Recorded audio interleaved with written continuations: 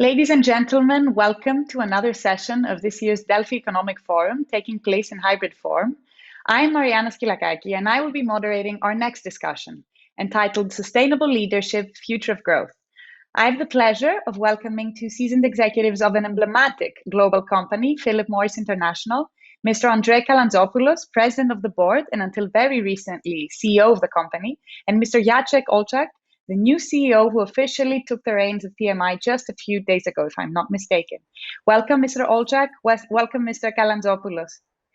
Now, our Thank you topic for having today. us. Thank you for being with us.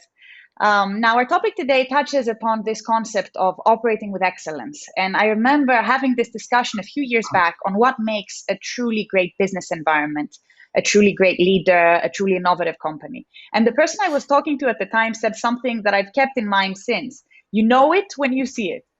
Now, that being said, our audience here at Delphi comprises of business leaders, political leaders, policy leaders, who are always eager for perspectives as to what operating with excellence can mean for them. So I'm hoping we can use some of your valuable insights today to quench that thirst. My first question will be to you, Mr. Kalantzopoulos. In a conversation such as this one, the first question would typically would probably be around the past and certain milestones. Now, instead, I wanted to focus on the future. In your statement of purpose, you clearly assert your belief that cigarette sales can end within 10 to 15 years in many countries. So my question to you is this really possible? What would it take? And why should the public trust your company when making this claim? Well, first of all, once again, thank you for having us here, and welcome to the entire audience. I would say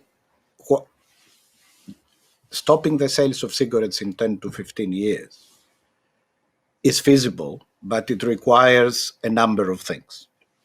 The first, it requires products that smokers can switch to if they don't quit. The second, it requires the right regulatory framework, which means a framework under which people who smoke can understand what the problem in cigarettes is. And the problem in cigarettes is combustion, the fact that we burn the tobacco or organic matter. Offer them the alternatives that have been scientifically substantiated.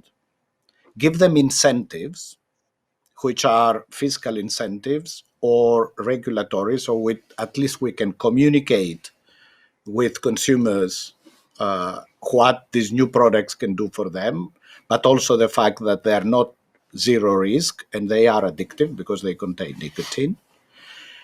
And then you need later on supply side measures like cap and trade or others that kind of a stick and carrot for companies to continue innovating and, most importantly, invest to convince consumers to switch. Because it's not sufficient to put a product in the market. You need the entire work at the consumer level to convince them to switch. And we all know smokers are not easy people to convince. Mm-hmm. And it is what we are doing. We have the products, we have done the scientific substantiation of the products, and many authorities have reviewed them. Then we've put them on the market, and we focused all the resources of our companies on these products. 98% of our research and development into these products, and close to 70% of our marketing and commercial expenses are behind these products, although at the initial stages, they just represented a fraction of the company's revenues. The good news is that consumers do adopt these products. And if I take the example of Greece, we are already reaching 15% of total consumption of cigarettes and heated tobacco products, for example. And these products last quarter represented 28% of our revenues. So at least on our side, we are doing what it takes to convince the people. Now, if we have all this regulatory framework in place and I'm very pleased that Greece has taken the lead in Europe at least, but also worldwide, to create the regulatory framework. Then I think we can have a plan on at which stage we start thinking real phase out. And I would say if we get to 50% of the consumption of these products and full awareness by consumers, then we can start thinking phase out. That's why we give a 10 to 15 year horizon. So it's perfectly feasible. And I don't think that's specific to cigarettes. You know, if we talk about climate impact, for example, people need to understand, okay, what is the problem in energy consumption? Okay, we should not be using coal or fossil fuels. What are my alternatives? What is the alternative energy sources I can have? What are my incentives to move from fossil fuels to solar panels and so on? And then have the companies really working with the consumers to convince them to do it. I think that's feasible. And that's very similar to what we do, except that obviously the effort of the consumer is not that big. They just need to buy a device and stick to non-smoking cigarettes for 2 or 3 weeks, and then it starts working. So that's, I think it's ambitious, but it's feasible. Well, it's very interesting that you map out this transition that PMI has been going through, from a traditional cigarette company to something different. And I guess my first question to you, Mr. Olczak, would be how, obviously Mr. Kalantzopoulos mentioned the consumer, and the consumer is at the heart of what's going on here, and trying to convince him to switch. But they are difficult. These difficult consumers, they're not easy to switch. It's not an automatic process. So I wonder what the challenges you expect to face on that front are, both in terms of consumers, but also your detractors, in terms of this effort to move towards a smoke-free world, which is an ambitious plan. It's very interesting that Mr. Kalantzopoulos laid out the phase out and the 10 to 15 year plan, but it's still an ambitious plan, right? Mm-hmm. Yes. So first of all, I wouldn't call the consumers or some of the consumers as being difficult. Consumers are just the consumer. Some of them are more demanding, some of them are less demanding, but the consumer is the consumer. Part of our transformations, and I believe that one of the key elements of our success so far in the pursuing the smoke-free future is that we brought the consumer, i.e. the smoker, into the center. At the end of the day, switching to these products is vastly better for the smokers than a continuing smoking. So this is about the smoker. This is about providing him or her the access to information, and obviously providing access to the product and assisting them in this very difficult, on occasions, decisions in their life when we're asking them to change the behavior, leave combustible cigarettes behind, and then move into the new product. The second part of the question, yes, they are detractors. I mean, I can observe that over the last 5 years, less and less, but still a group of detractors. I have impressions that some people are more interested in exploiting the problem of smoking rather than solving the problem of smoking. And, as you know very well, we, very open for the collaborations with the scientific community, with medical community, with any other person who seriously wants to solve the problem of smoking, but in a very meaningful way. And I think recognizing what we know today about the product from a scientific perspective, and there is an overwhelming evidence, 80 plus studies, not only Philip Morris, about the difference between products like IQOS versus combustible cigarettes.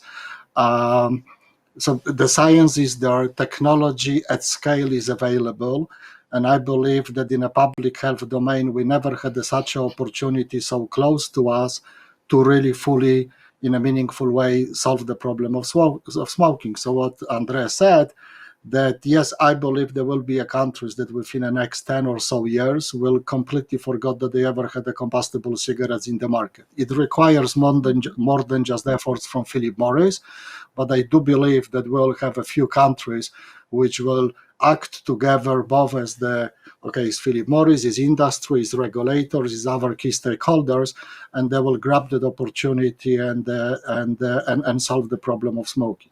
And actually, Greece, with I would argue in today's world, a forward-looking regulations, when they recognize the principles of harm reductions and the benefits of the technology and innovations in solving important problems.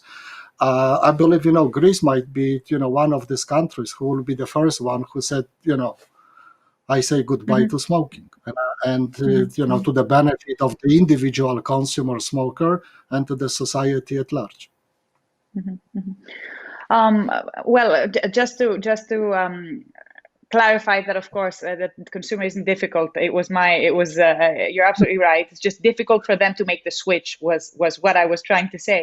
I'd like to touch upon this concept of harm reduction a bit more, but for a minute, I'd like to switch gear a little bit. You've been going through this transition, which is a very interesting transition for the audience here at Delphi. As I said, the Delphi Economic Forum participants, both speakers and viewers, consist of many C-level executives that are looking for insights and best practices. So what can you share on this leadership transition in particular, which is an often disregarded part of successfully managing a company, but a very important process nonetheless? I'd very much like to get both of your perspectives on how it works in practice, and how important certain things like chemistry or having worked together in the past are for making a successful transition like the one that you just went through. Mr. Kalantzopoulos, would you like to start? Look, like in many companies, leadership transition is a long-term planning process. Okay, I mean, what we all try to avoid in companies is to get to a situation where you have to bring somebody from the outside to run the company. Sometimes it's necessary if we need major change, but mostly the whole work of the board of directors and the CEO when they take their position is to prepare their succession. So that's a well-planned process, and clearly people that have been in the company, they are tested. And in our situation, clearly, I have worked with Jacek for very many years. Jacek has been our chief financial officer, our chief operating officer, who was obviously in charge of implementing all the strategies and the vision in the market. So there is strategic alignment, obviously, and there is continuity. It is pretty clear that every one of us is a different individual and we run and interact differently. But what is important for a company, its employees, and its stakeholders in general is that there is continuity in the company, especially vis-a-vis the employees. We have talked about transition and all the effort and the ambition of Philip Morris. But this requires also a very major organizational change. You said it yourself, and many people know, we moved from a classic FMCG company that has a very static, I would say, product that has been the same for so many years, to introducing life sciences, product assessment, electronics, supply chains, retail stores, all kinds of things that we had never run before. And an increasing complexity in everything we do, which requires a different way of working. You have to work much more in project teams across functions because nobody can realize on their own. So Jacek and myself and many other executives has worked enormously on this transition of the company. And I think Jacek has been fully prepared to take his position. So that's the way I see it. And in general, the process is run by the board of directors, because that's one of the biggest tasks of the board of directors, to make sure that leadership succession is there and is successful. And I think we've run it well. So that's my perspective. Mm-hmm. I'm curious to get your perspective, Mr. Olczak. And also, as Mr. Kalantzopoulos said, this is happening in the middle of a big transition for the company itself. So it must have been, there must be a shared vision there, right, for a process like this to really, really happen as seamlessly as possible. Well, absolutely. But I think we had this shared vision from the very, very beginning. So, it all started, as I recall, many, many years ago with the much smaller group type of a conversations when we've been shaping, what is the vision, where we want to go, how we want to serve these products, etc. So, you need to have obviously the wisdom and the courage to come up with the vision. Like in our case, let's go all in smoke free. But you also need to recognize that the great vision without the capability of deploying and delivering will just remain as the few words on the PowerPoint.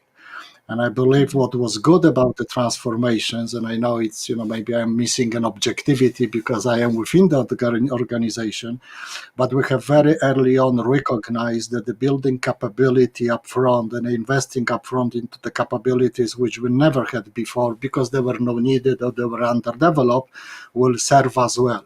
So this is the process when every company is going through this pain that you need to go through the investment years, and you're investing in the human capital, in the organizations, in the departments, units, which never existed before. And obviously the results, at least the revenue, is going to come, in the years to come.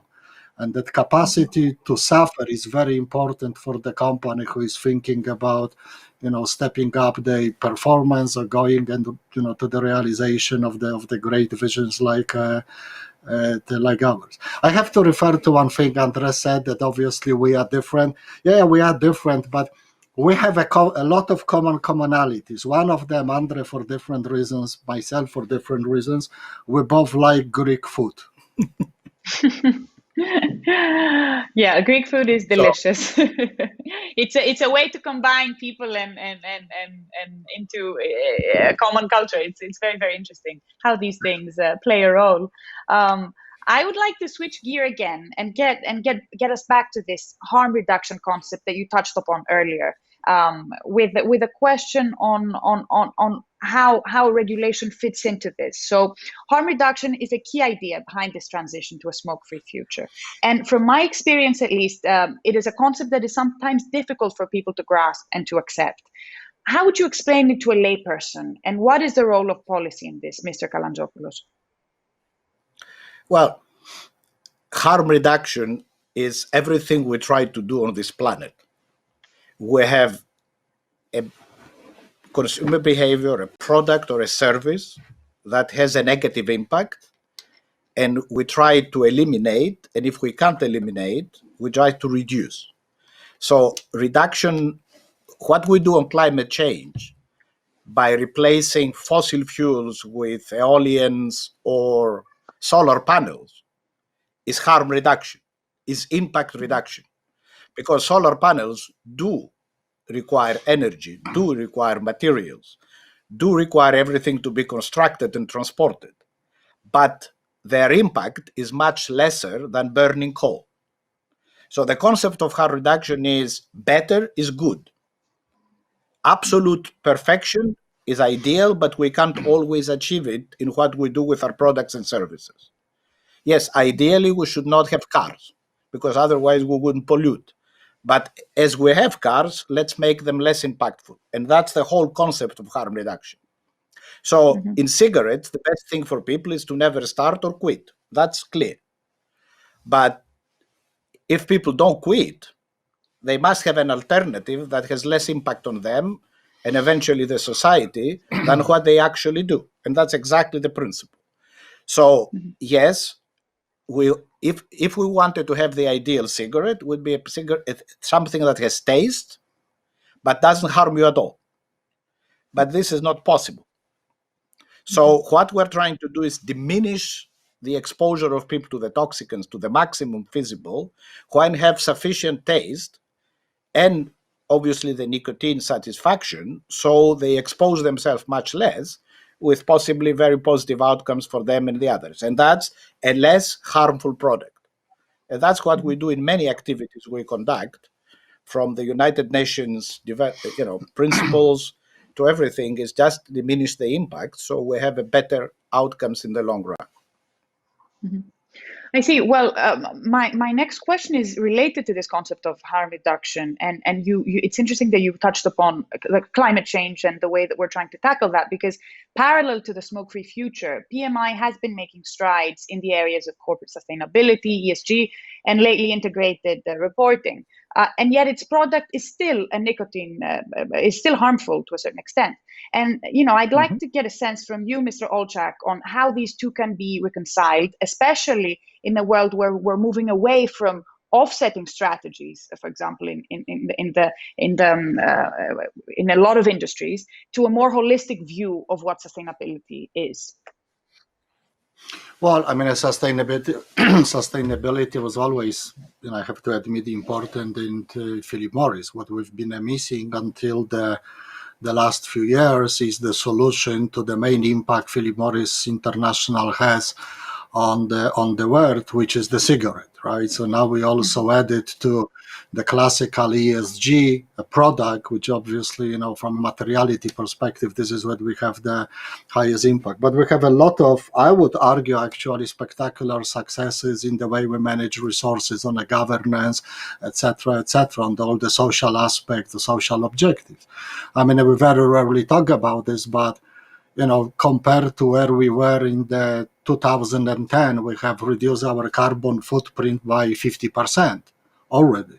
Okay, we think that by the way, our objective is by the 2025, at least in the scope 1 and 2, we will be completely carbon neutral with the very, very little component of the offset. So this is, how do we apply the state-of-the-art technology, which allows us to reduce the energy consumptions in the first place, or switch to the energy coming from the more sustainable sources. And I can go through the long list of achievements which we have done. We're one of the first, if still not the only company, especially in many countries, when we have did a lot of effort to making sure that both men and women are getting the equal pay for the same job. So the equal salary certificates, which very many people take for lightly or very for granted, but I think it's very important if you want to operate in the company which is all inclusive, regardless of your gender and other differences. Okay, let's start with this thing. Are we rewarding people exactly the same way? And we did this effort, and we are very proud. Okay, it's maybe less obvious in some European countries, but in Japan or in some Asian countries, the gap between a female and male is going into 27%. I mean, we have closed that gap already 5 years ago. So there are a number of cases or examples how serious we were. And I think the cherry on the cake, but the most important component of that cake, which was missing, is the product.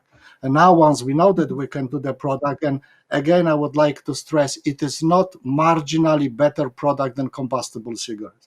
When you're talking about the 90 to 95% reductions in the most harmful chemicals, which one can find in the classical combustible cigarettes, this is a massive, massive reduction in exposure to the human, which not only obviously gives the better health outcomes or mitigates the negative health outcomes on the individual level, but I think it has the tremendous impact on the entire society.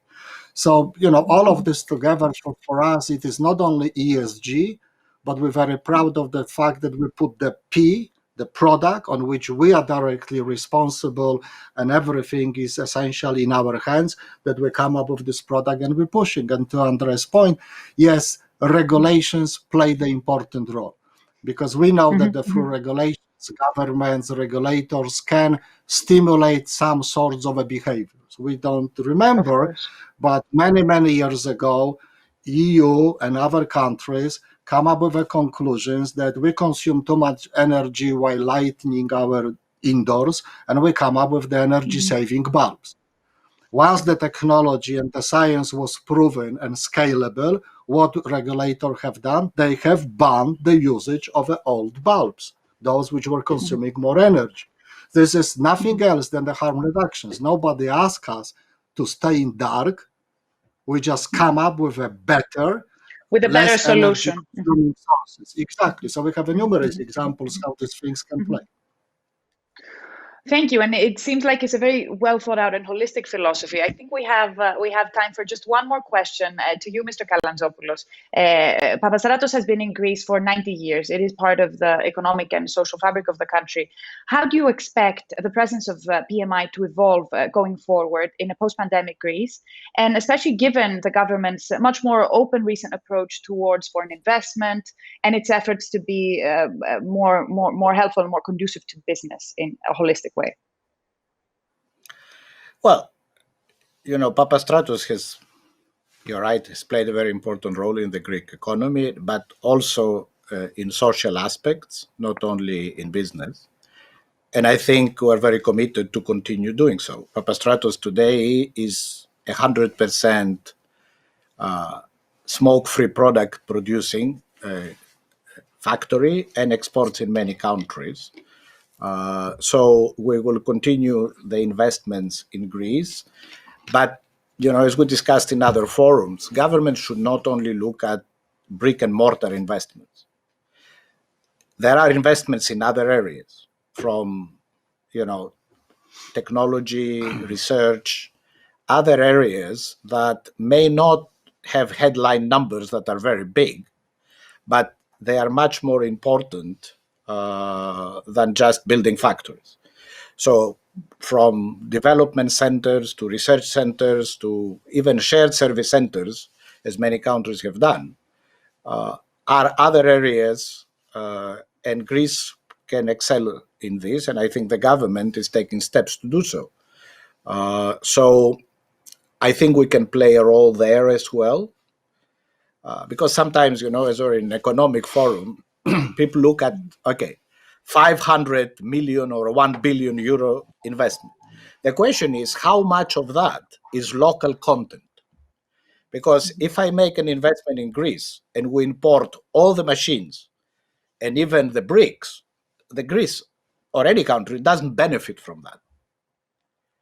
But if you develop human capital, if you develop capabilities, then everything stays in the country. And I think sometimes in foreign direct investment, we need to turn our thinking a little bit around and not looking only at what I said. Yeah. So Thank you. as you mentioned, Papastratos will celebrating 90 years anniversary. I believe when we approach the 100 years anniversary of Papastratos, we will be not only celebrating Papastratos as a smoke-free, but the Greece as a smoke-free country. That's a very, very hopeful message to end on, and I am afraid we're out of time. We could have stayed. It's been such a pleasure talking to you both, and thank you for all of your valuable insights, ladies and gentlemen watching. Thank you, and hopefully we'll get a chance to talk about these important issues again. Thank you. Thank you for having us.